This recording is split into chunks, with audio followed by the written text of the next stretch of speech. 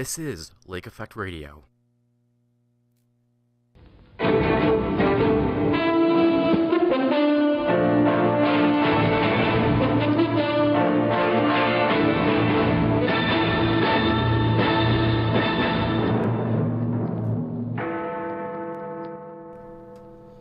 Good morning. This is Lake Effect Radio with the news at 10 o'clock. Austria will follow Germany's lead and temporarily reinstate border controls with Hungary to cope with the surge in refugees, the Interior Minister said today. Quote, "Yes, we will proceed as Germany did, which means that temporary controls at the borders are permitted within the framework of Schengen, and we will conduct these temporary border controls," Minister Johanna Michael-Leitner told reporters in Brussels. This means controls directly at the border some hours after the preparations. Today in the Austrian government, she said ahead of a crisis meeting with her EU counterparts. "We are in the process of informing the Commission about this," she added. We're talking about next days for these border controls. We will leave open at what crossing points we will do this primarily. In any case, we will start as soon as possible directly at the Austrian-Hungarian border. Austria had, quote, "massive migration flows with about 18,000 refugees currently in the country." Austrian Chancellor Werner Faymann announced earlier today that 2,200 military personnel would help step up checks at the border. Yesterday, Germany closed the borders of Austria, effectively suspending the Schengen free travel area after throwing doors to opens earlier this month. The authorities in Munich say that 13,000 people arrived on Saturday and a further 3,000 yesterday. They say they can no longer cope. And Germany's Interior Minister, Thomas de Maizière, says the move was temporary and was permitted within the Schengen rules. The Interior Minister of Southern Bavaria State has said Germany will maintain its new border controls to slow a record influx of refugees for at least, quote, several weeks. Quote, "It makes no sense, and it's not even in the interest of refugees to allow such chaos. At the same time, this is about security of Germany," said Joachim Herrmann. The Conservative minister said he was glad that his proposal for reintroduced border controls had quickly met with a positive response, adding it was likely to stay in place, quote, "for several weeks at least." Mr. Herrmann also recalled the Schengen agreement for passport-free travel includes, quote, "an obligation to control the European Union's external borders all more tightly." And that hasn't been the case at all for quite a while in some countries, such as Italy and Greece, and we cannot accept that. Hungary has also said it will tighten controls from today until September 30th to maintain public order and prevent criminal activity. In a statement, it said, quote, "Within the context of controls, police can ask for identification and search clothing or vehicles." Faced with the record surge of refugees and migrants, Hungary is racing to complete a 175-kilometer fence along its southern border with Serbia by early October. Tougher penalties on illegal border crossings and people smuggling will also take effect tomorrow. Minister for Justice Francis Fitzgerald will join our EU counterparts in Brussels this afternoon for an emergency meeting on a deepening refugee crisis. Ministers will discuss European Commission's proposal to relocate 160,000 refugees across Europe and a permanent mechanism to allocate those seeking asylum in Europe through the use of binding quotas. The discussion that other countries need to share the burden will dominate today's meeting. Countries such as Hungary, Slovakia, and the Czech Republic remain bitterly opposed to any binding quotas for refugees. Hungary said it will even introduce a law this week that anyone illegally entering the country will face prison. Such is the sensitivity of the issue that it may have to wait until EU leaders meet in mid-October before the agreement can be reached. Meanwhile, British Prime Minister David Cameron is in Beirut today for a one-day visit to discuss the Syrian refugee crisis, a Lebanese government source said. Mr. Cameron is visiting a Syrian refugee camp in the Bekaa Valley and is meeting his Lebanese counterpart, Tamam Salam, the source said. Last week, Mr. Cameron announced the UK would take 20,000 Syrian refugees over the next 5 years. Today, he announced he's appointing Richard Harrington as Minister for Syrian Refugees to ensure the arrivals are given a, quote, "warm welcome" in the UK. Some 1.1 million Syrians have found sanctuary in Lebanon, the equivalent of more than a quarter of the country's population, after being forced to flee the violence meted out by dictator Bashar Assad and the Islamic State terrorist group. Malaysian police have arrested 2 Malaysians and 1 Pakistani in connection with last month's deadly bombing at a shrine in Bangkok. Police Chief Kahid Abu Bakr said they were detained a few days ago and were assisting with the investigation. Thailand launched a manhunt for those responsible for the bombing, which killed 20 people and injured 120. Thai police have arrested 2 people and are searching for a third man, said to be from China's Xinjiang region. Mr. Khalid told reporters on Monday that 3 suspects are a Pakistani man, a Malaysian man, and a Malaysian woman, who were arrested based on a tip-off from Thai authorities. He said the suspects would not yet be transferred to Thailand, as Malaysian police are still investigating. He did not give further details on the reason for their detention. No group has stepped forward to claim responsibility for the attack at the Erewhon Shrine on August 17th, but Thailand has alleged a network which includes foreigners was behind the bombing. Over the weekend, Thailand issued an arrest warrant for a 27-year-old Muslim man called Abu Satir Abu Duri Himan, also known as Ishan, from Xinjiang. He is reported to have left Bangkok for Bangladesh one day before the bomb blast and is believed by police to have played a prominent role in the attack. Thai authorities have already arrested 2 other suspects, Adim Karadang, whose nationality is yet to be verified, and Yusuf Murial, who said is a Chinese national born in Xinjiang. Xinjiang is home to a significant number of Uyghur Muslims, and Chinese authorities have faced criticism for the perceived harsh restrictions placed on religion and culture in the region. Thailand recently found itself in the spotlight following its forced repatriation of more than 100 of those people to China. Turkish authorities have lifted a curfew on the mainly Kurdish city Cizre 12 hours after reimposing it. The city had been under a curfew since September 4th. It was lifted on Saturday, only to be reimposed a day later. The measure was introduced due to fighting with the outlawed Kurdish PKK group, officials say. The pro-Kurdish HDP party said 21 civilians died. Violence has surged between Turkey and the PKK since the ceasefire collapsed in July.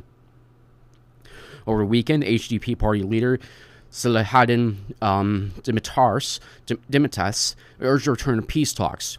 Quote, "We call on all parties to take into account the public's expectations," he said. Turkey has called Cizre as a hotbed of PKK activity, but critics accuse President Recep Tayyip Erdogan of renewing violence to curb support for the HDP, whose 14% share in the vote in June elections cost the governing AKP its majority in parliament. The government denies the accusations. Many people fear clashes will mount as snap elections are scheduled for November draw closer.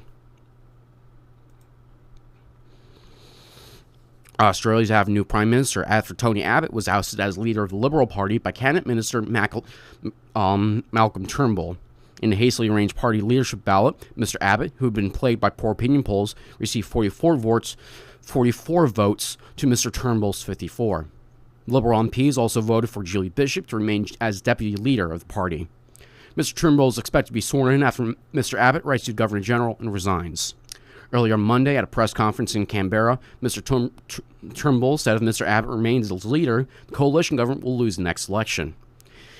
He said he's not taking the decision lightly, but that it was, quote, clear enough that the government is not succeeding in providing the economic leadership that we need, and that Australia is needing a new style of leadership.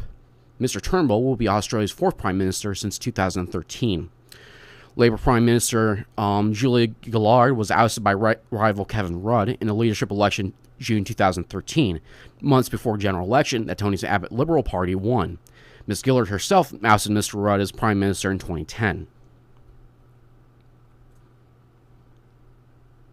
A United Arab Emirates woman is suing Kenyan authorities, saying she was kidnapped by police, then taken to Somalia and Ethiopia, where she says she was tortured.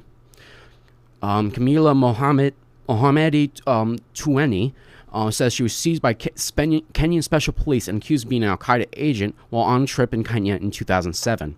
Ms. Tueni was released without charge after being detained for 72 days. The head of Kenya's anti-terrorism police has denied the allegations. Ms. Tueni is suing the Kenyan government for financial compensation and is demanding a formal apology for her treatment. She is giving evidence to a court in Nairobi via video link from London. A 20-year-old man from Florida is accused of posing as an Australian jihadist and trying to help plan an attack on a 9/11 memorial in Missouri. U.S. officials charged Joshua Goldberg with distributing information on explosives, destructive devices, and weapons of mass destruction. Mr. Goldberg chatted online with an undercover FBI agent, offering information on bomb building. He told the agent to put the bomb at a 9/11 memorial at Kansas City, Missouri. Pressure cooker bombs were used in the Boston Marathon bombings that left 3 dead and dozens hurt. In other instances this year, the FBI has charged American residents with plotting terrorist attacks after finding them online. The FBI had found Mr. Goldberg's online messages in which he was posing as an Australian jihadist, offering to assist in plotting terror attacks in Australia and Texas. Quote, What weapons do you have, brother? I can send you guides on how to make bombs if you need help making them, wrote Mr. Goldberg in one message to the agent. Mr. Goldberg sent bomb-making guides to the agent on August 19th, asking the agent how he wanted to attack on the 11th of September. He suggested a pressure cooker bomb and picked out a 9/11 memorial event in Missouri, the Kansas City stair climb. Australian police interviewed a witness who said Mr. Goldberg's online antics were, quote, part of a hoax, and he was a, quote, proponent of radical free speech. He will be also charged with providing information online to spur terrorist attacks in Australia.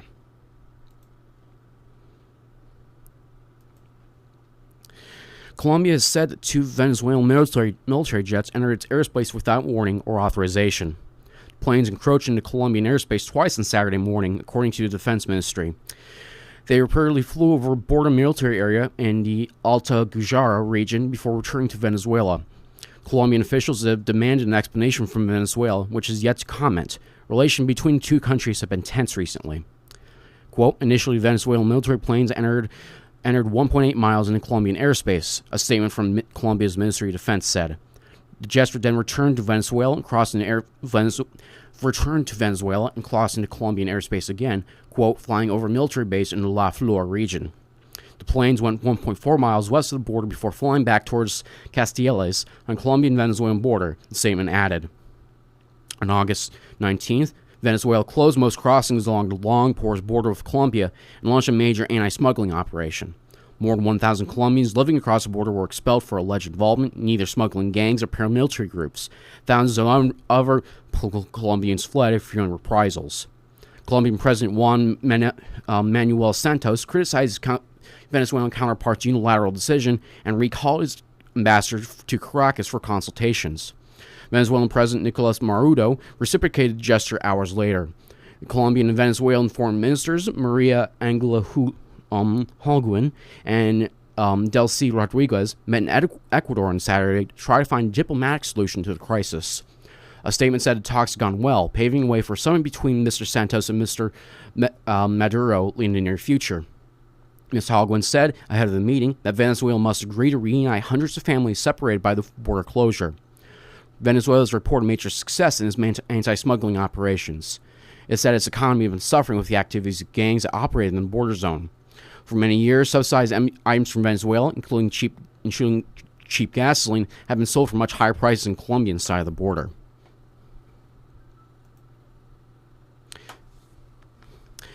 Egyptian security forces killed a group of Mexicans and Egyptians, quote, by accident after mistaking a tourist convoy for militants they were chasing in the country's western desert. 12 people were killed in the incident, including at least 2 Mexicans, according to Mexico's foreign ministry. A joint force from the Egyptian police and military were chasing militants in the country's vast western desert, which borders Libya, where it inadvertently opened fire on the convoy, the Egyptian Ministry of Interior said. Convoy is made of 4 four-wheel drive vehicles, the ministry said. There will be an investigation on how and why the terrorists entered an off-limits area. 10 people were injured in the incident.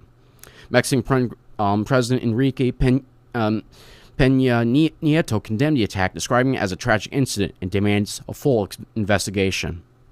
Quote, Mexico condemns these deeds against our citizens and has demanded an exhaustive investigation of what has occurred, he tweeted.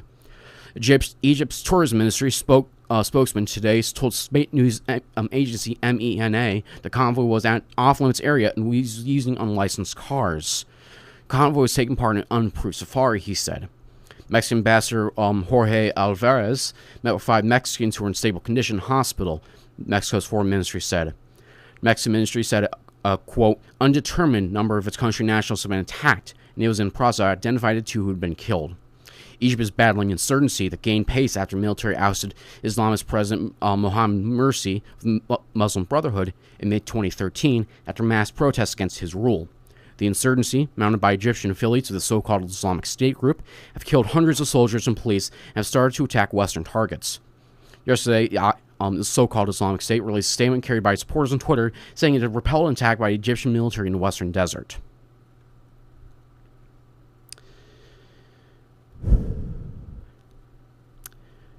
We will return after this. This is Lake Effect Radio.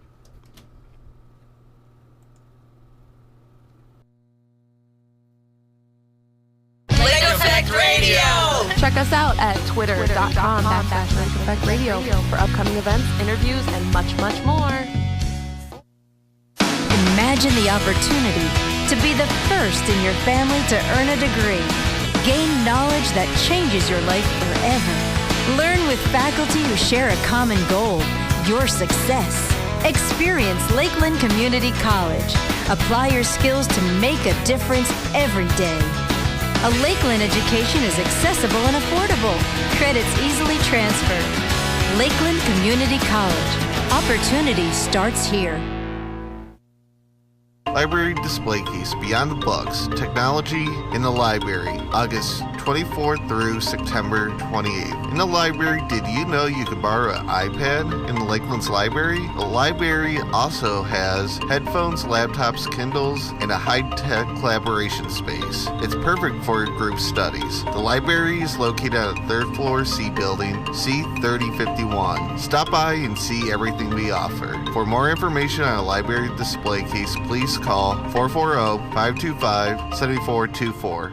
Want to know the ins and outs of the business world from the area's most successful leaders? Lakeland's Business Management Lecture Series brings top professionals in from all areas of business and industry just for you. This is your opportunity to learn from the experts and ask questions. Admission is free, but the information is priceless. October 26th, Mary Ann Blakely, Senior Director of Human Resources for the Catholic Diocese of Cleveland, will speak about finding and growing talented employees in a large nonprofit entity. Lectures start at 7:15 p.m. and are held in the Dr. Wayne L. Roadhorse Performing Arts Center in Building D on the campus.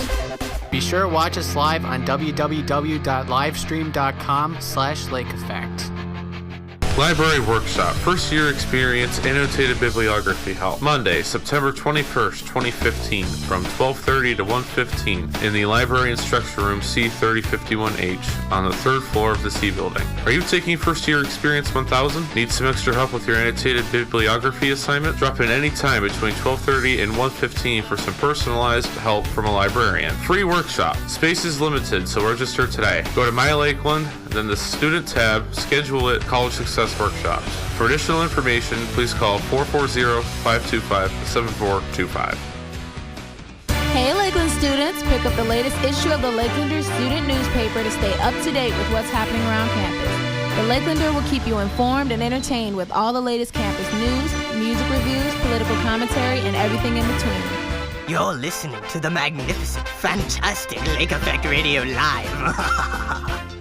Textbooks on reserve at Lakeland Library. Select textbooks are now available for students to check out and use in the library. Donations of current textbooks to the textbook on reserve. Programs are encouraged from instructors and students. If your textbook is not currently available in the library, please contact your instructor to provide a copy of their textbook for the Textbook on Reserve program. For more information on the library-initiated Textbook on Reserve program, please call 440-525-7424. Ride Laketran free with your student ID. For more information, visit www.laketran.com or call 1-888-LAKETRAN. This is Bobby Vaughn from The Promise Hero, and you're listening to Lake Effect Radio.